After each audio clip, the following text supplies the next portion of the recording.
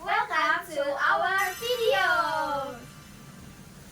Pernah nggak sih kalian tuh kepikiran dari mana negara itu dapat uang buat bangun jalan, bangun sekolah, atau bangun rumah sakit? Yap, jawabannya simpel banget, dari kita semua melalui pajak. Tapi kalian tahu nggak sih, pajak itu ada dua loh, pajak pusat dan pajak daerah. Kalau kalian masih bingung, yuk kita bahas.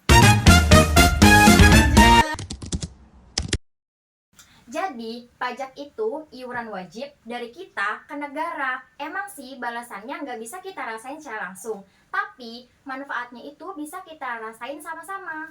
Betul banget, pajak itu sumber utama penghasilan negara kita buat biaya infrastruktur, pendidikan, dan kesehatan. Nah, pajak pusat itu dikelola oleh pemerintah pusat lewat DJP atau Direktorat Jenderal Pajak. Jenisnya itu ada pajak penghasilan, pajak pertambahan nilai, bea materai, dan pajak ekspor impor. Kayak kita lagi belanja online, terus kena PPN. Nah, PPN itu termasuk ke dalam pajak pusat. Kecil-kecil, tapi pengaruhnya besar loh buat APBN. Kalau pajak daerah, ini dikelola langsung sama pemerintah provinsi atau kabupaten kota.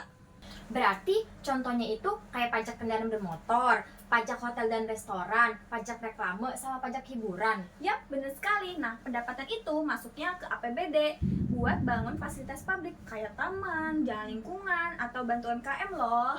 Gampangnya gini ya, pajak pusat itu kan urusannya nasional dan diatur oleh DJP. Kalau daerah itu diatur melalui pemerintah daerah.